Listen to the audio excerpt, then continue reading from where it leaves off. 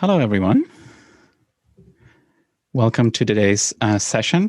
We'll just give everyone a few more minutes to join our session. I'll see we have the first people joining us already. Just so you know, this is a session on whether we still need English in Brussels. This is our topic for discussion today. This session is part of the European Festival of Political Rhetoric. The organization behind that is the European Speechwriters Network, which you may have heard of. The head is Brian Jenner, a great community organizer and an organizer for speechwriters in Europe and in the UK as well. So today's topic is, if you will, both a language-based one, but also one that will be focusing on rhetoric. My name is Alexander Drechsel. I am a conference interpreter for a European institution, but doing this in a purely private and personal capacity. I have to make sure that I say that right up top. And my guest today is Dave Keating, who you all know, I think, a Brussels-based journalist from the US. Hello, Dave. How are you? Hi, Alex. How's it going? It's going pretty well. And we were just exchanging notes there before we started about how we spend so much time in front of Zoom and cameras and just in our in our home studios, as it were. So today is no different.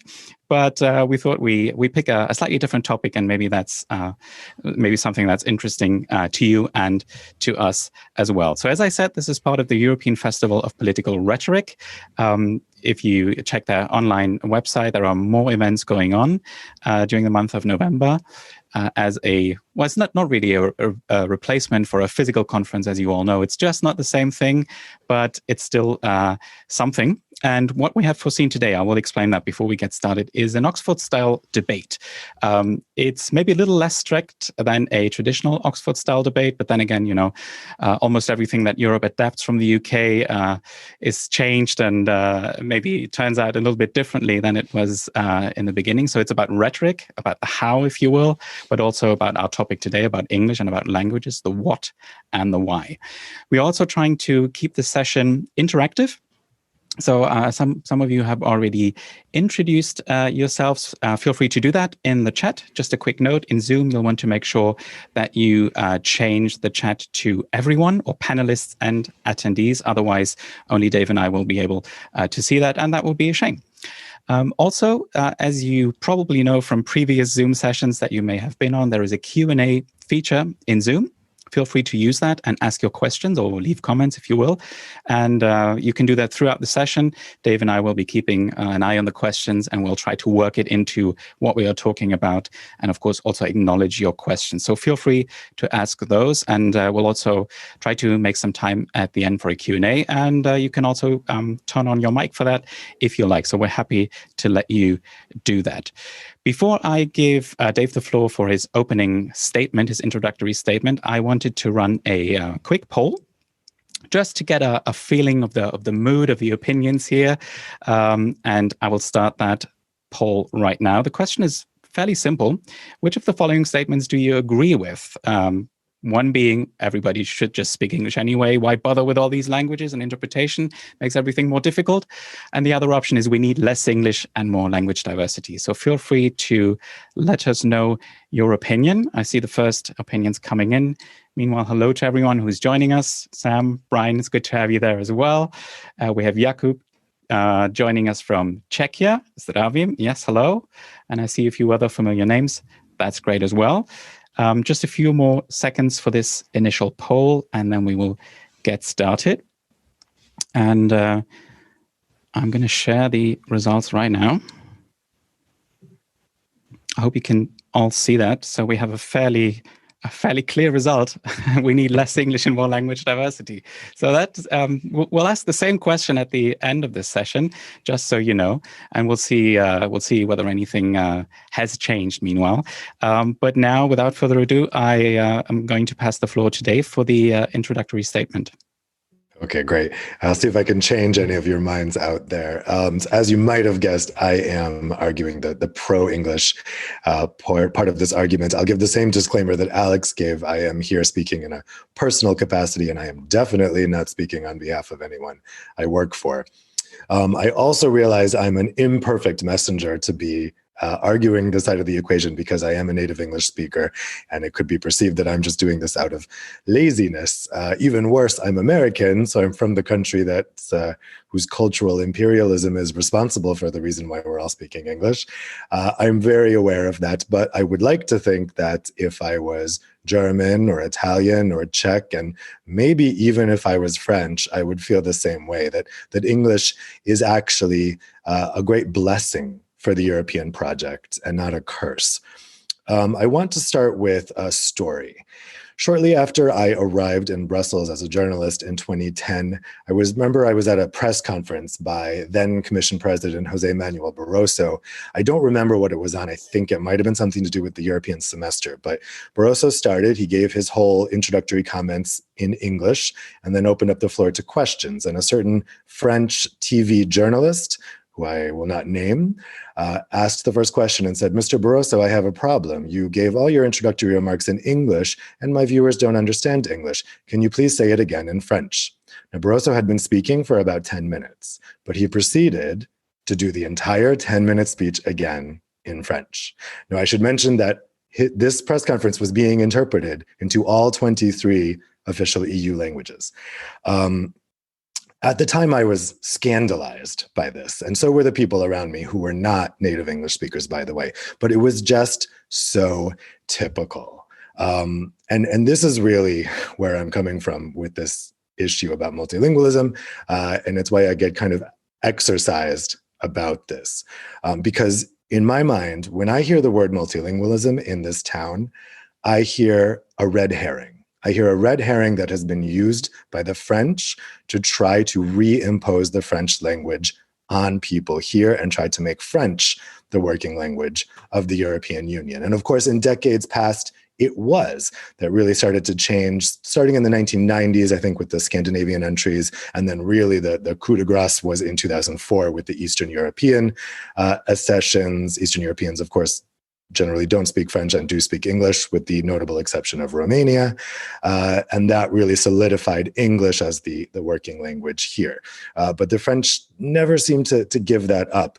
And a lot of times in this town, when I hear people complaining about the lack of multilingualism here, it's always French people. When there's a journalist who's complaining about the fact that the Commission has issued a press release only in English, it is always a French journalist. And so that's why I'm immediately suspicious of the word multilingualism when it's used in this town.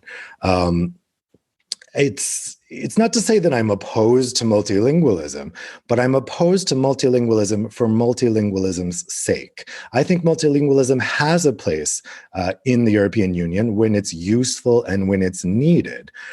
For instance, certainly for laws, everyone should be able to read EU laws in their own languages. Everyone should be able to read the main communications from the EU in their own languages. The websites of the EU institutions should be available in all 23 languages. But I'm against French people roaming the hallways of the European Commission and going into offices to scold people for speaking English because nobody in that office is a native English speaker. True story. I'm against certain countries not allowing their ministers who speak perfect English to speak English publicly at a conference, even though right before we went on stage, that person was speaking to me fluently. Again, true story. I'm against the constant whinging in this town about how horrible it is that we can all communicate with each other in a common tongue. English is a blessing, and there's a reason we're all speaking it here. It's not some kind of power dynamic. It's not an accident. Before Brexit, 52% of EU citizens could speak English, either as a first language or a second language. That percentage is now down to 44% after Brexit. Only 1% of those people are native speakers, the Irish.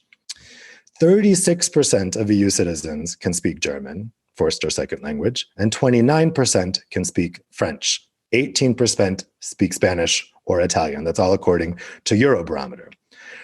So if you look at pre-Brexit situation, more than half. Now after Brexit, less than half will probably be back up to 50% before long.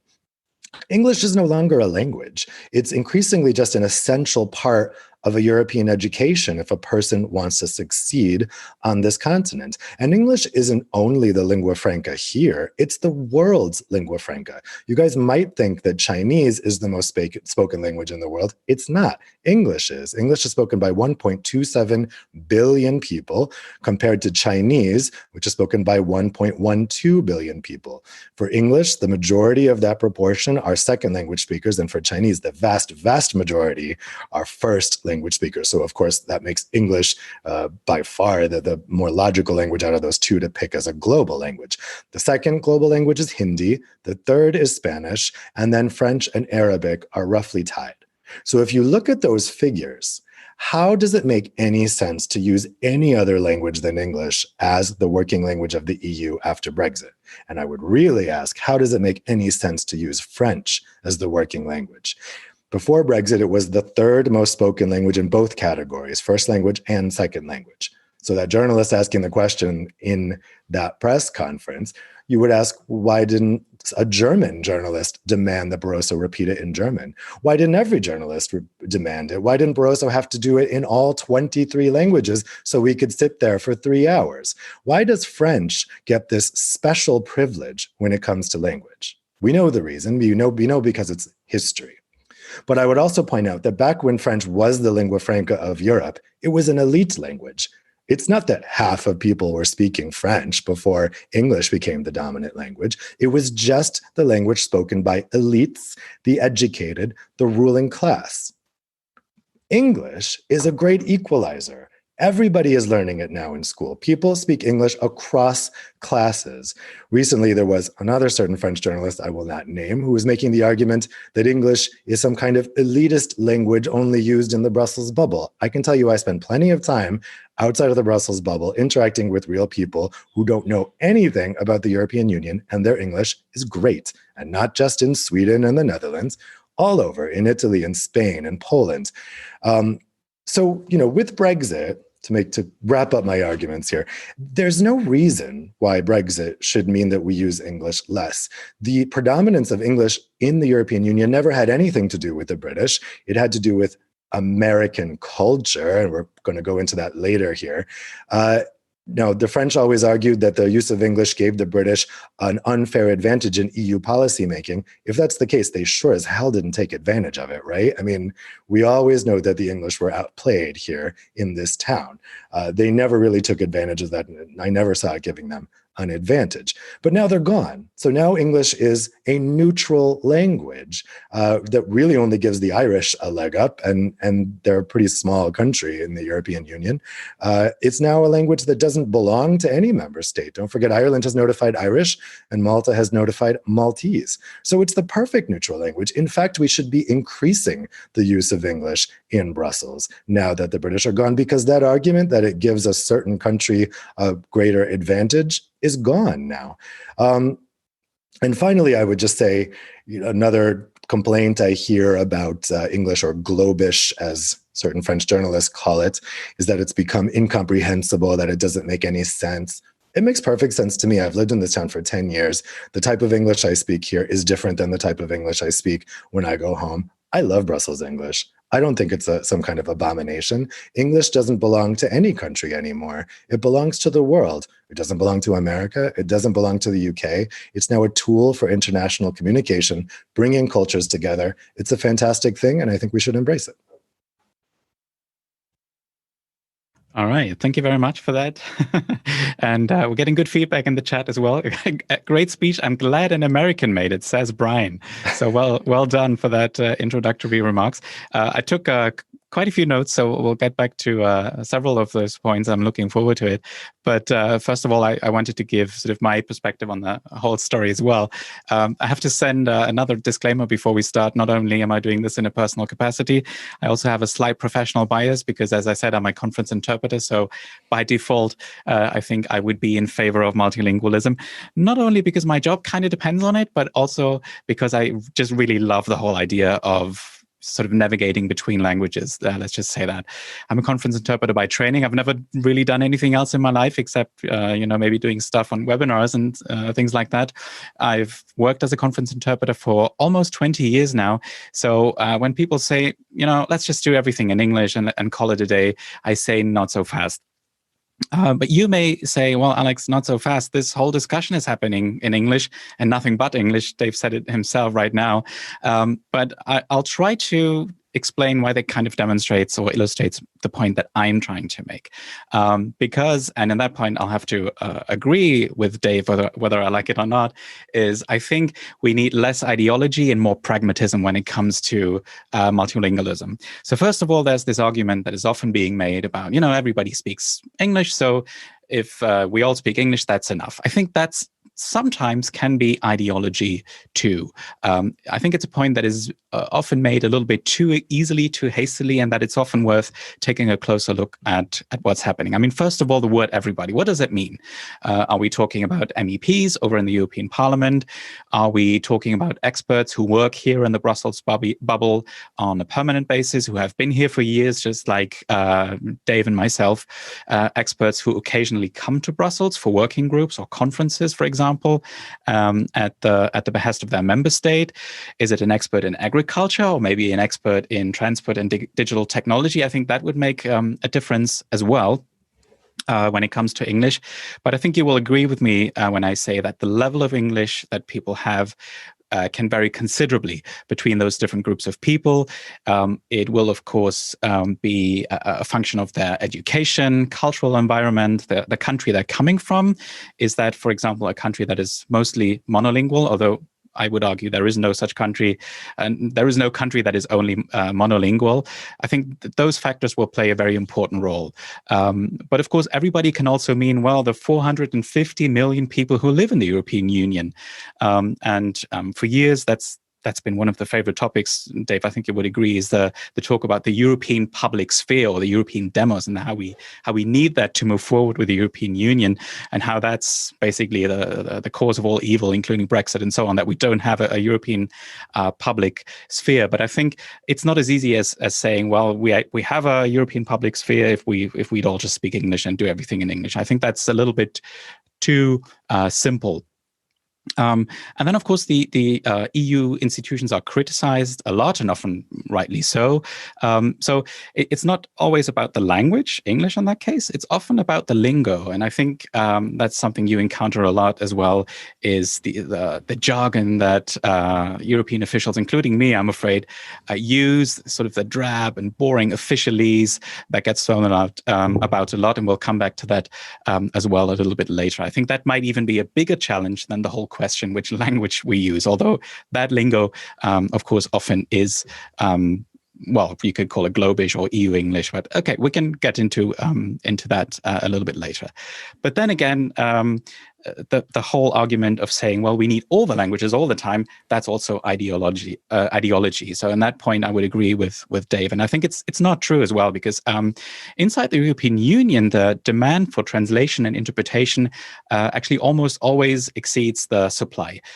Maybe not at the moment right now because of the coronavirus situation, but it's a fact that there are not enough translators to translate everything that needs translating, that people need to resort to other imperfect tools like translation tools, machine translation tools, online tools, for example. Also, we very often have the situation that there are not enough conference rooms with booths equipped for interpreting. So there very often the demand cannot be met, actually, which might be surprising to some of you. And I think that's exactly where the pragmatism comes in, so that you have to make do with what you got. And sometimes you may have a person from, I don't know, say Slovak Republic. No reason for that country. It's just one of the member states. A person who started English at the age of 5, then maybe did a high school year in the US, and then maybe a gap year in the UK or in New Zealand. And it's basically at the same level as a native speaker. And then maybe you have someone from, I don't know, let's say Germany, who maybe learned Latin at school or Russian and picked up some English along the way, at work, for example, and then spent most of his life in his country. And they both technically speak and understand English or some English, but the question is it actually a working language for them, or is it a language that's not really working for them? And often you would then say, okay, well, it's good enough. But then again, good enough for what? Is it good enough to really follow multilingual discussions about technical details? Is it good enough for following all the jokes that the native speakers keep making, the references, the allusions? And who says what is good enough? I think that's something that's also really tricky for me. So English will always remain kind of a foreign language. And when we use foreign languages, that means we think and act a little bit differently. We have less emotional resonance, and that was a good example for the emotional resonance recently when Bulgaria opposed to Northern Macedonia starting EU accession talks, and that was really about a language issue, whether their language was considered a separate language from Bulgarian. So there are so many things in there, and I think to wrap things up, what rubs me the wrong way mostly is that English is so often regardless of the merits or not, so often considered the default. And people who have researched this, there was one person, a linguist, Hartmut Haberland, who said that you're damned if you speak English and you're damned if you don't. So maybe there is no right way of doing this. And I certainly would agree with Dave when it comes to the role of the UK and by extension also the US. They no longer own English. If they've ever done so, I don't even know. But it's kind of becoming a language on its own. But my plea would really be that we sort of become more creative about language, and that the people who communicate about the EU, that can be journalists, but also bureaucrats, sort of bring their own language background and cultural background to the table more and are more creative with language and not just default to boring English, because I think it's perfectly okay to have a little bit of fun with language as well. All right. Dave, any reactions from you on that? Yeah, it's interesting that you bring up the Macedonian situation. I had a big debate about this with yes. some people on Twitter yesterday. It's true that language is such an emotional issue too, because I think what's interesting to me is that certain European countries attach a lot of cultural importance to their language and other ones don't. So France is a country that attaches immense cultural importance to this issue of language. Germany, not so much. Like France is a country that's not really comfortable with deviated French or dialect French, and Germany is a country that's very comfortable with dialects in German.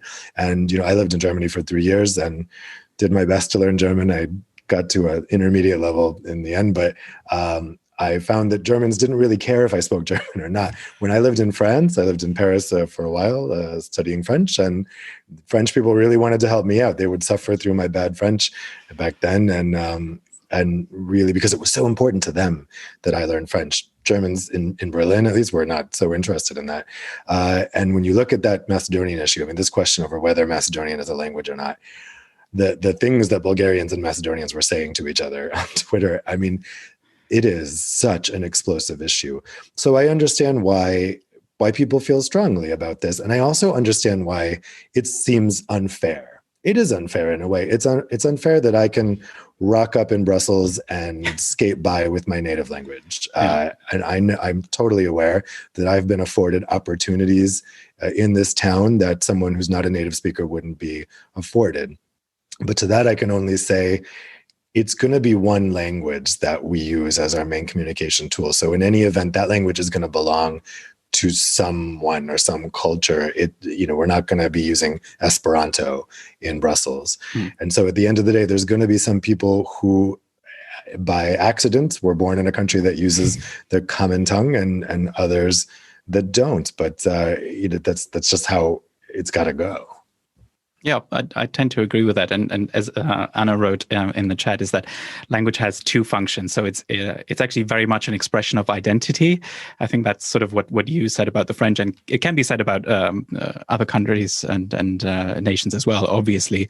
And that people who tend to look at the whole question from a very neutral or objective point of way always think, well, it's only a tool of communication. Why are we even arguing about this? Let's keep this simple. But very often it's not that simple.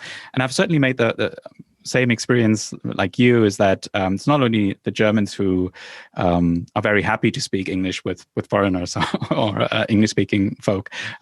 It's the same for the Dutch, for example, or that's what I've experienced myself and heard from colleagues a lot. Colleagues who have studied Dutch for a long time to add that as a working language, as an interpreter or a translator, and they try to practice their Dutch, and then as soon as the Dutch person picks up on the accent, they'll immediately launch into English. So it can be really frustrating. I get that. So we have a comment here from Raphael as well on that question is, the whole aspect of having an institute or an academy that sort of takes care of the language. And I think it's, so he's mentioning the Institut Français for the French language, or the Instituto Cervantes for Spanish, but there's no such thing really for the US or the UK. So it would almost appear as if that's an advantage for maybe an advantage for spreading worldwide, or for making it easier for other people to just adopt it as a neutral language or as a tool of communication. Do you think there's something to that? I definitely think that. I mean, I think English is, not to just keep comparing it with French. I'm going to get yelled at for my We're going to get email, fixation on French, but it is the other language that I speak. And in my experience, English is just much more flexible than French. I think that native English speakers have a very high accent tolerance, for instance, and a very high grammar tolerance. Yes. I mean, you can really speak English in any way you want, as incorrect as possible, and we'll understand, because we're just used to hearing English in every conceivable accent on the planet. I mean, French is also a global language, don't get me wrong, and it is spoken by people with all kinds of different accents, but it is a lot more rigid. If you put a word out of order, I definitely discovered this when I was living in France. People just stare back at you blankly, like they couldn't possibly understand what you said because you had two words out of order. And there are other languages, let's say like Czech, or Polish, where they're just not used to hearing their language with any accent. And so their accent tolerance for the language is very low, because they're really only used to one way of hearing it.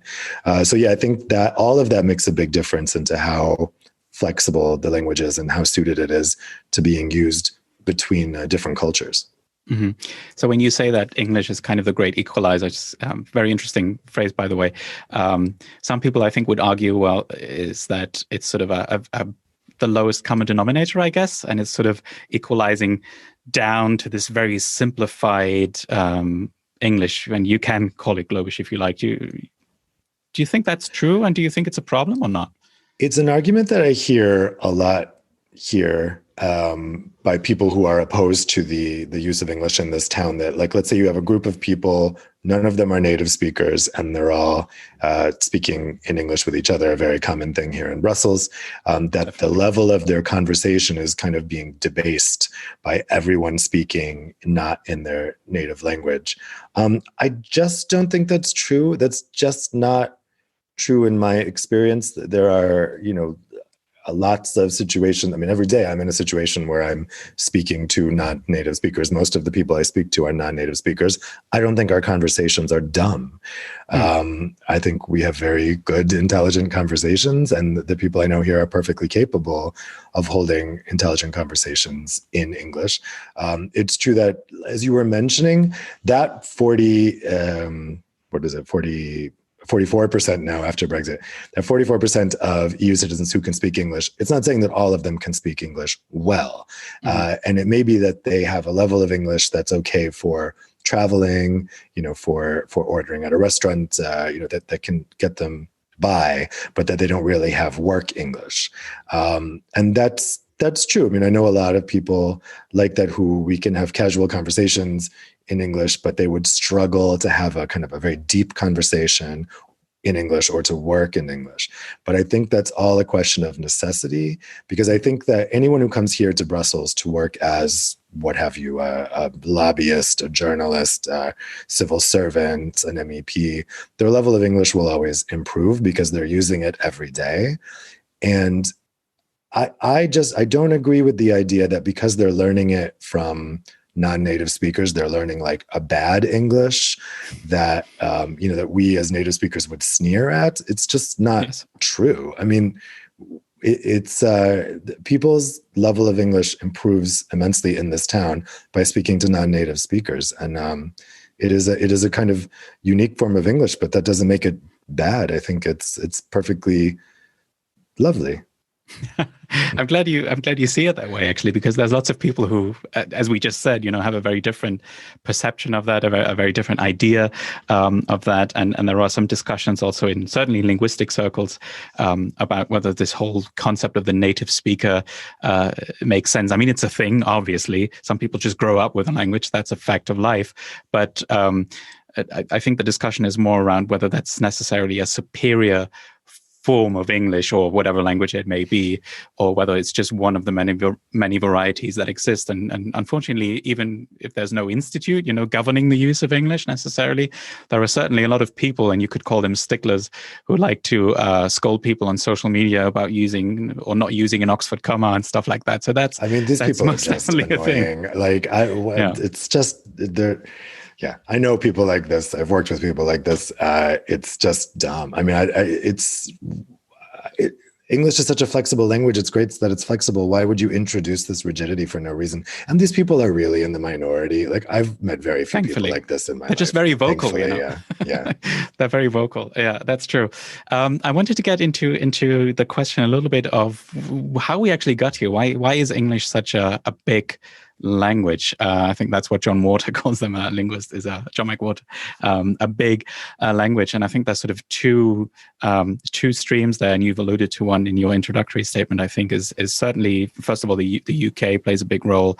The UK culture, Brian just mentioned there, Shakespeare as a great European figure, for example. So in a way, English is a bit like Latin in that it unifies it. But we can maybe look at the question whether that stays sort of on the language level, or whether there's a cultural dimension to that as well. So the UK influence, imperial history and all that jazz.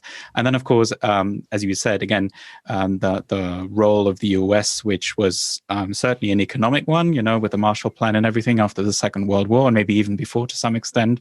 But then, of course, also pop culture, music, Hollywood, and all that jazz. So I don't know if you do you still see that today? I think that those influences. So I think what I'm driving at is the whole question of, for example, Americans really like using pop culture references. Do you sort of make an effort of not doing that when you speak to people who don't share your native language or cultural background? Is that something that you notice people tripping up on? Is that? It's funny, as an American, it's really confusing. It took me like 15, I've lived in Europe for 15 years, and it took me probably 10 years to figure out which pop culture references Europeans understood and which they didn't, because America exports all of its culture. Like it's a net exporter. America doesn't import anything; it exports everything. But certainly with all the streaming companies now, Netflix, Apple TV+, but even and so on.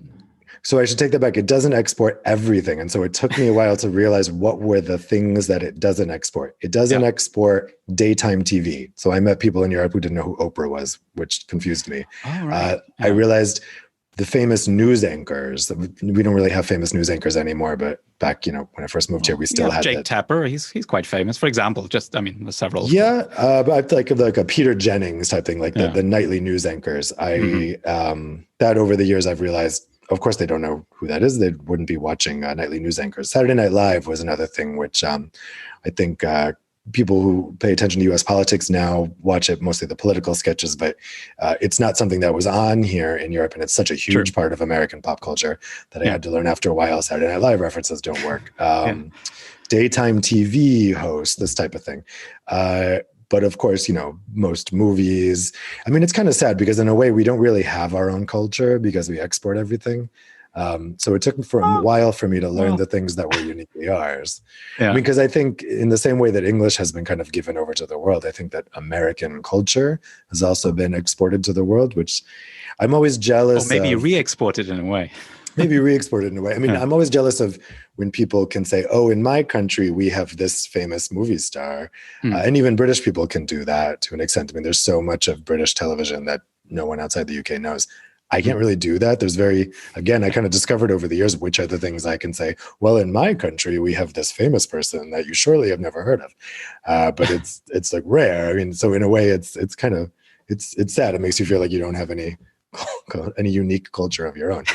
But to the the other point of how we got here, definitely in my experience, the reason why people, the main contributing factor to why so many people speak English is Hollywood. I've met a lot of people over the years who speak excellent English and never had an English lesson a day in their lives. These are people more my age than younger people, because I think younger people will have had to take English lessons, but people my age could have gone through school with none. A lot of it depends on whether they grew up in a country that dubs or subtitles. So if you're from a country that subtitles television and movies, then you've been hearing English your whole life. And so that will have had a big effect. Bigger countries don't do that. They dub. And so that I've noticed makes a big difference. And I think the American kind of economic hegemony and military hegemony, it's a contributing factor, but it's nowhere near as important as the cultural factor. I think it's the cultural factor that really did it. Yeah. I think that would be another sort of interesting discussion on its own, is about the whole role of dubbing versus subtitling in language learning. That's what Brian mentioned there, because there are some cultural reasons behind that, definitely.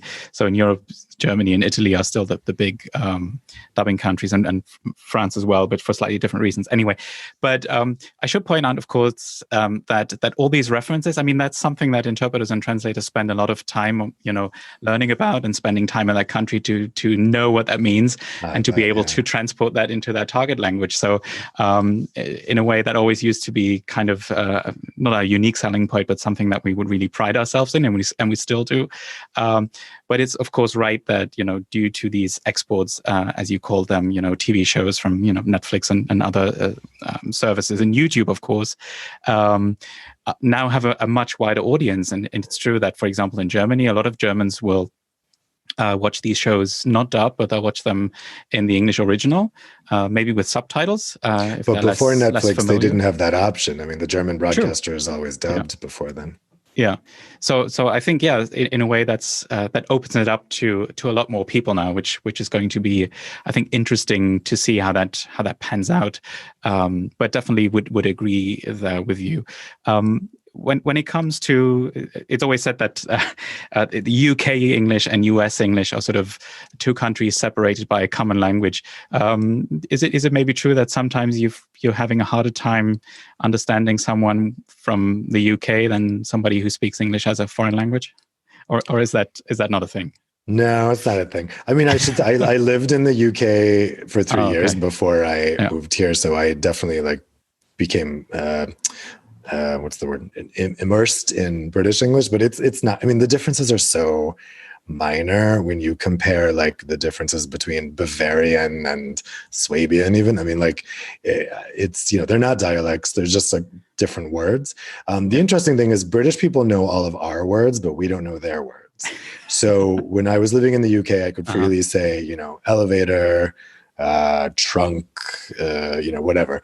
And typical examples. Yeah, exactly. Yeah. And the British people, they would kind of maybe wince, but they know what the word means. Whereas if they go to the US and say lift, boots, Tipex, I'm trying to think of some words. I mean, Americans brand names are tricky. Yeah. All those brand names, Americans, again, we don't import any culture. We don't, British people spend their whole lives watching America. Americans don't watch the UK. I mean, it's not an equal relationship culturally or in any sense. So I think a lot of times British people go to America thinking that because they know all the American words, Americans must know all their words, but that's not the case at all. Yeah. But in terms of the language differences, I think they're so minor that it doesn't really. An American would never have a problem understanding a British person unless they had a very, very thick regional accent. The only place I've ever been in the world, English-speaking place I've ever been in the world where I couldn't understand people was Glasgow. I went there 6 months after I moved to the UK, and so I think if I went there now, I could understand people fine. I think I had less of an accent tolerance back then.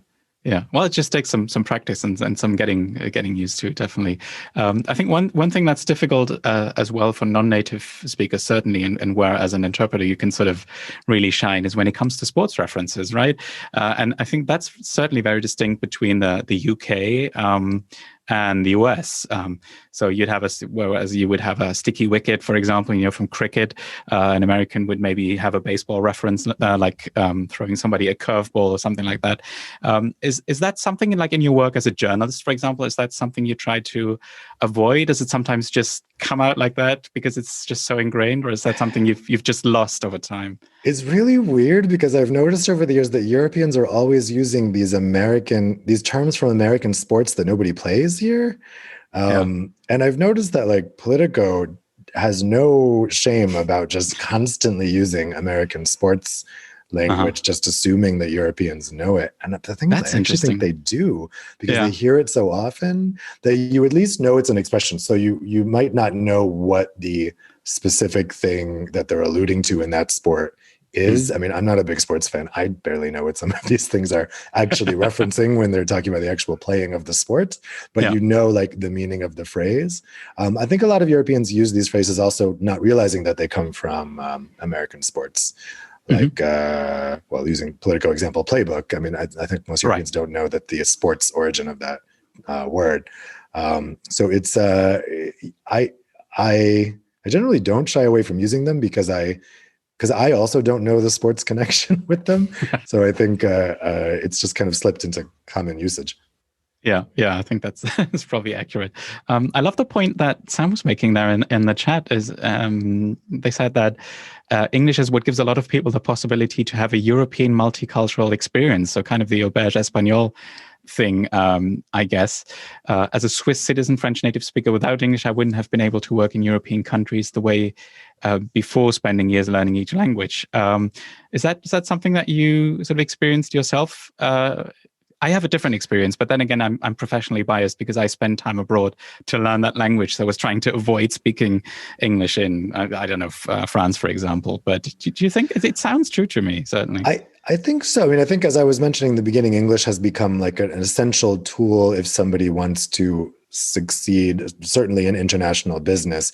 But the thing is, people are also motivated to learn English for reasons that are completely not economic, that are just because it makes it so much easier to travel. And I really wonder when, I meet people who can't speak any English at all, how do they travel outside their own country? The answer is usually that they don't, because it would be really, really difficult. But if you have even just a very basic level of English, that unlocks basically the entire world to you for traveling, and to be able to know that you can get by.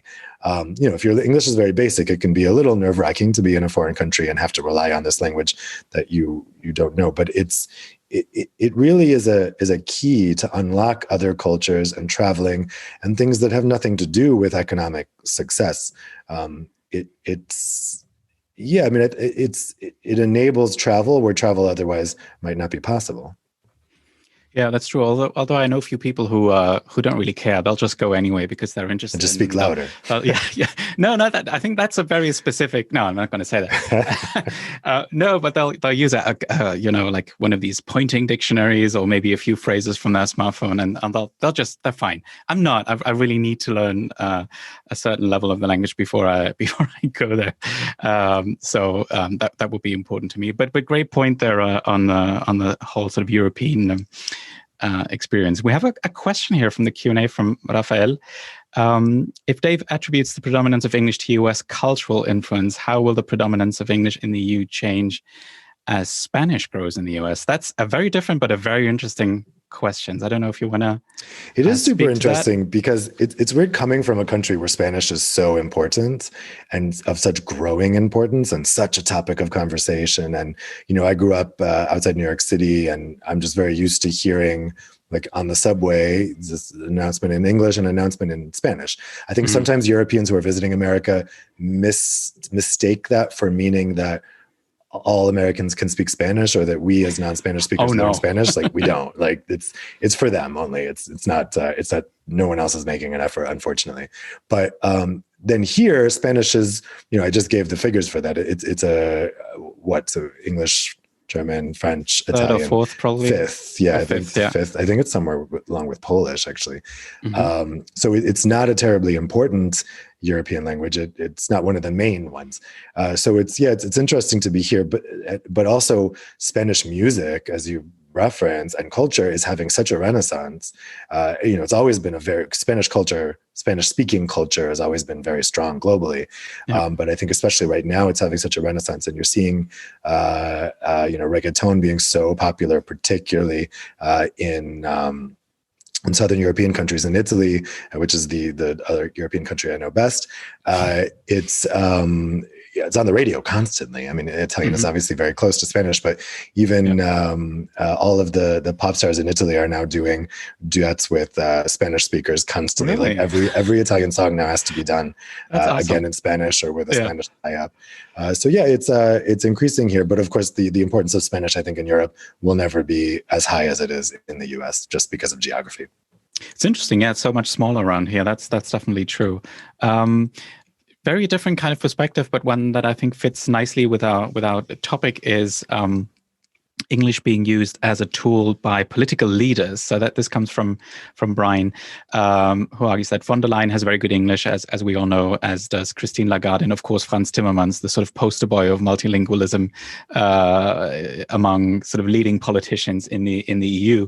And actually, what I said earlier there from Hartmut, sorry, I forget the name right now, who was talking about this damned if you do, damned if you don't. That was exactly about these press conferences after an EU summit. So you've seen plenty of summits in your day, Dave. I know these late night things, and this professor was speaking about a press conference where I think sort of diplomatically, Charles Michel would have been the first to speak or to give the summary of the discussions, because of course he's the president of the European Council, but it was von der Leyen who kind of gave the summary, and she's quote unquote only the Commission president, so maybe somewhat lower in that context at least.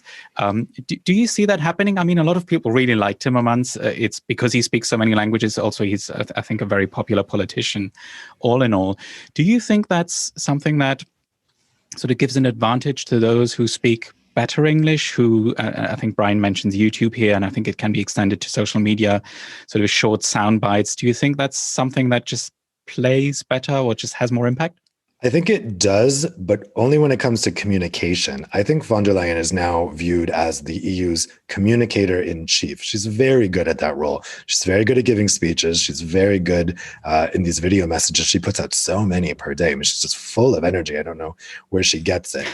Juncker's English was not so good, as people will recall, and he was a terrible communicator, frankly. But if you look at their success in the job so far, I would say Juncker was a much more successful Commission president from what we've seen so far in terms of enforcing the Commission's authority, in terms of getting things through the Council. So it's important for the communication aspect, which is a hugely important part of being a political leader. Yes. But it doesn't mean that you're automatically going to be better at, forging compromises or defending the interests of your institution, or just being kind of read across all of the issues that you need to be read across, which I think von der Leyen has struggled with a bit. So obviously a excellent command of English, which she has, helps a lot, but it isn't everything, and it can't mask the fact that you're not good at your job. I'm not saying she's not good at her job, but maybe. Well, I think that the situation was a completely different one. I mean, Juncker had its fair share of crises. He didn't have the coronavirus crisis, for example. So maybe that's kind of a different thing. But that's not the topic for today. I think the question really is whether you talked about communicating with citizens and sort of touching people, if you will, with communication, and not necessarily your fellow leaders, for example. Do you think that needs to be in English, or because I think Juncker was certainly the German media really loved Juncker because he was able to give interviews in German, and very good German, obviously, and he was quite witty and funny often, and also I think available to German media, and I think that might be particular to Germany, but I think that really made him more popular, I think, in the wider society, I think. So I think that's particular. Is it necessarily an advantage that you speak? Yeah, maybe that's true. Okay. I think it's particular to Germany and particular to France. I think both those countries liked when he spoke those languages, but I'm not going to blame Juncker for Brexit. That's definitely not what I'm implying, but he didn't strike a very sympathetic character in the UK, and I think that's partly because his English was kind of garbled, and he was just not a very relatable figure, I think, for people in the UK. And I wonder if von der Leyen had been president during the referendum, might it have gone a different way, considering you only needed to convince a very small number of people. I think that when it comes to communicating, and also when it comes to getting the message out of your country, it's really important. Alexander Drechsel, who just became the Belgian prime minister, I noticed that when he came to his first EU summit, which was like 3 hours after he was sworn in, they had the session to swear him in the Belgian parliament, at the European Parliament, and then he went down the street, walked into his first session, and he went to that spot in the European Council where you would normally speak to the gaggle of journalists, the doorstep, as we call it. We're not there, obviously, because we're not allowed in the building. So there was a camera person. And he said, I guess I should speak in English. And it was like a tech person from the council's audiovisual service. And they said, oh, okay. And he did. And he's just rolled with that the whole time. I mean, he's doing his press conferences in English. Super interesting. You can see the Belgian message getting out there to the international press a lot better. And not just the Anglophone press, the press all over. I think when, most of the journalists can speak and understand English in this town. And when you do your press conferences in English, when you do your briefings in English, I was just at the pre-summit briefing for, I won't say the country, but they do their briefings in English, and you see the difference in the coverage for media across the EU. And when you do your pre-summit briefings in only your language, it makes a difference in terms of how your country is covered in all the other countries. Mm-hmm.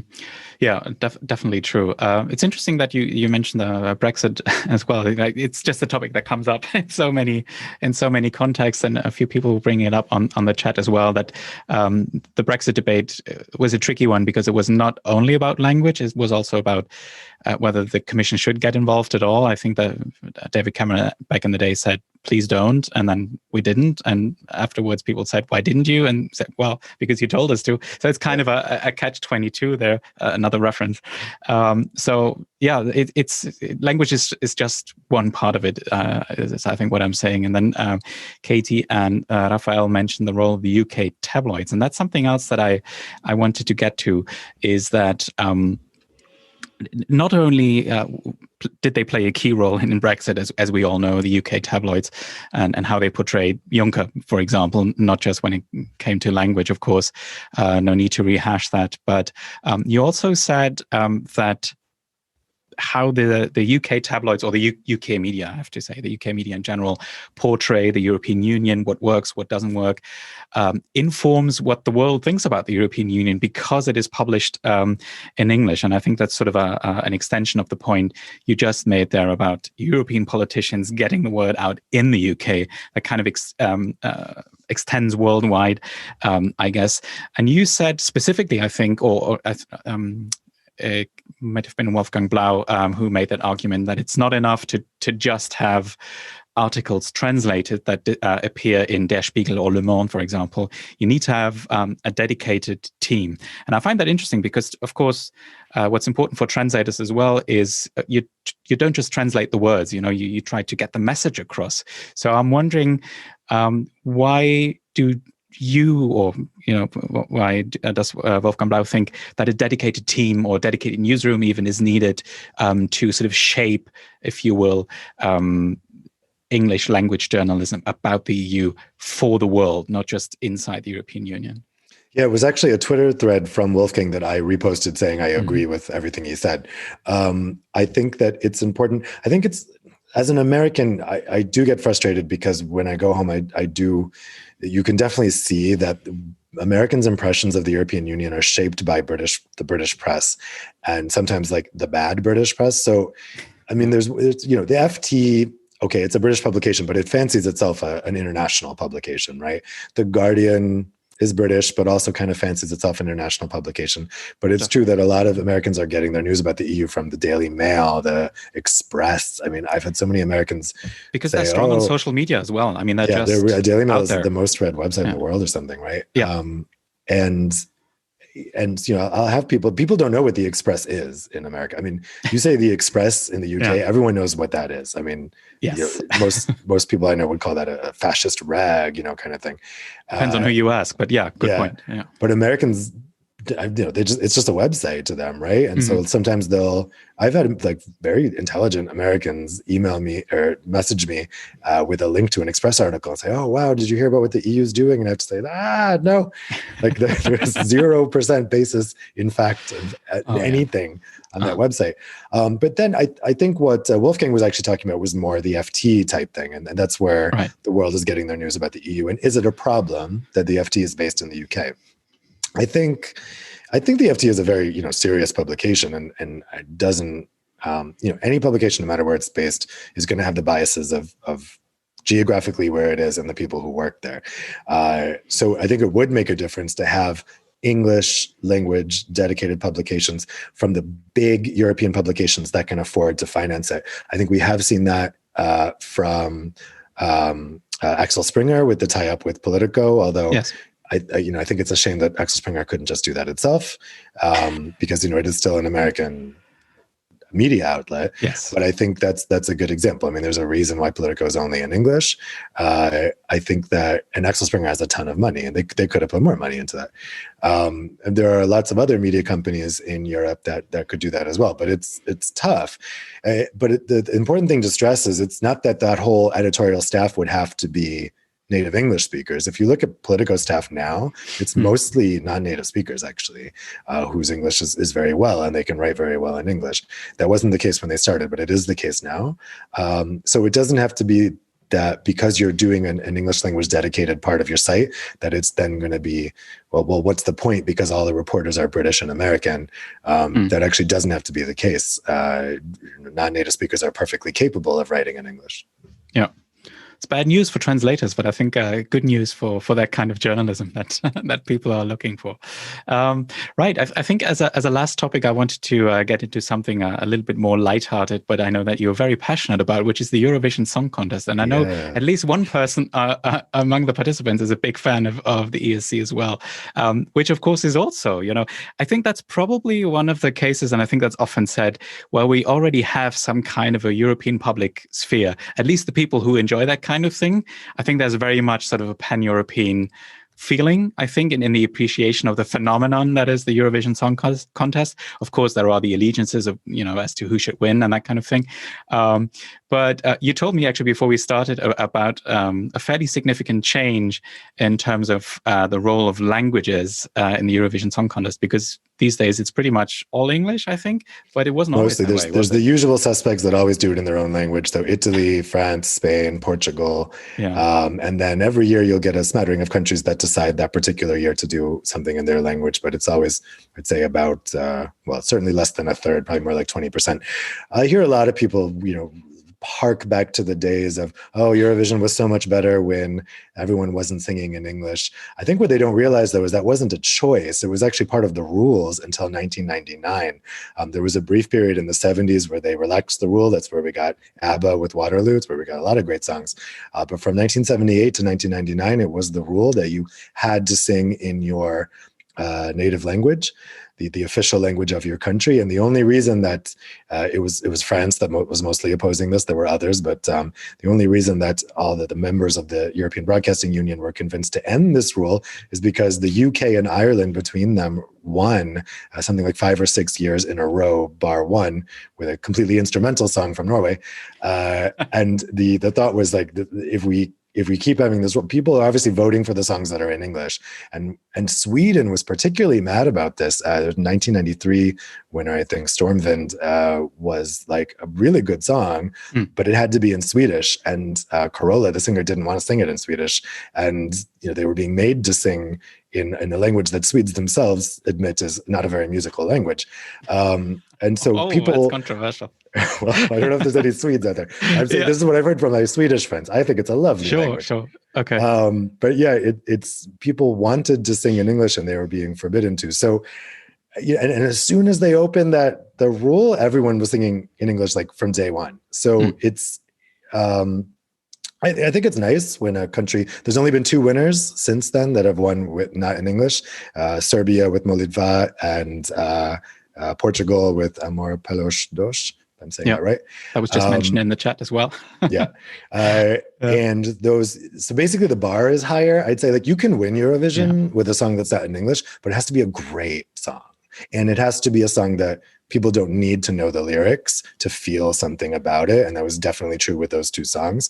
But we saw, for instance, Italy's Western Karma song a couple of years ago that the bookies were tipping to win. Apparently, I don't know if this is true, but apparently the singer wanted to do it in English. Rai, the Italian broadcaster, wouldn't let him. So he sung in Italian and no one knew what he was singing about. And the whole appeal of the song was the clever lyrics, and nobody, people don't speak Italian. They didn't know what he was singing. And so it did very badly in the end, actually. Okay. Because I would have thought, possible. I would have thought, why does the language matter so much? It's usually about the show, right? It's a big show, it's a big display, and about the music. Are the lyrics really that important? But then sometimes there are songs that really work, via the lyrics. They don't make sense if you can't understand. The recent Ukrainian winner, 1944, which was about genocide in Crimea, that would not have won if that was in Ukrainian. I mean, it was in English and people knew what she was singing, and that was why it won. So I think sometimes the lyrics are very important. Yeah. Okay. Right. So we're almost out of time. So I think we should probably wrap it up. And we got a very good question here from Rafael in the Q&A. How do we make non-English languages more accessible to Europeans outside of the EU bubble? So I guess the Eurovision Song Contest would be a good vehicle. But then again, all the songs are in English. And Sam is very impressed by your knowledge of the contest, by the way, Dave. But of course, your point was, English is fine. So I'm going to say a good way of doing that might be if we just use them more, and especially in a context where interpretation is happening anyway. Like you mentioned that press conference at the very beginning where Barroso was speaking and there was interpretation. So he could have spoken in Portuguese as well, which is his native language. And he would have certainly been an even better or more engaging speaker in his native language than in the languages he speaks very well. So I think just being exposed to that often helps a lot, because there are so many events and conferences, and especially press conferences, that happen in English only. So nobody's would even bother to put on the headphones to listen to the interpretation unless they don't. Unless they don't speak English, of course. So if the chance presents itself, I think it would be nice to for people to just use the occasion and speak their native language, and not just do it as I think you call it a token gesture, and that's certainly true. That happens quite often, and it's kind of annoying, to be honest. But just use it because they can, and because they might be able to have even more impact than they would usually do. So that's kind of my closing statement, Dave. I don't know if you have a closing statement as well. I think it's sort of. Yeah, sorry, go ahead. I would just wrap it up with a quick extending the metaphor for Eurovision. But what I always say about Eurovision is that just because you're singing in your own language doesn't mean that the song is saying anything specific about your culture. If you look at those pre-1999 songs, they were all, particularly the ones from Western Europe, were all like interchangeable. They just happened to be in other languages. But you could Greece does excellent songs in English that say a lot about, they're in a very particular Greek Orientalist style, but they're in English. But they are way more Greek than a sample French song that's in French, for the ones they've been sending the past 10 years. Like those songs that are in English from Greece are more Greek than those French songs are French. So language is just a tool. And I know that not everyone feels that way. I know a lot of people feel a great cultural connection with language. But for me, language is a tool, and you can express your culture, you can express your ideas. It's just a tool to be able to make that communication, and it doesn't need to mean anything more significant than that. Yeah, sometimes a language is just a language, I guess. All right. Thank you so much, Dave, for joining me today. Thank you to all the attendees who have been with us today. It's been lovely to see your names and to get your input through the chat and the questions. Thank you so much for this. Thank you to Brian Jenner and the Festival of Political Rhetoric for hosting us. I encourage you to check out their website and learn more, not just about speechwriting, but also just in general about business communication, excellent talks and excellent training opportunities as well in times like these where you may have a little bit more free time on your hand. If you have any follow-up, feel free to let me know through social media or through email. Once again, thanks for joining us. Stay safe, and hopefully see you soon, everyone. Thanks, everybody.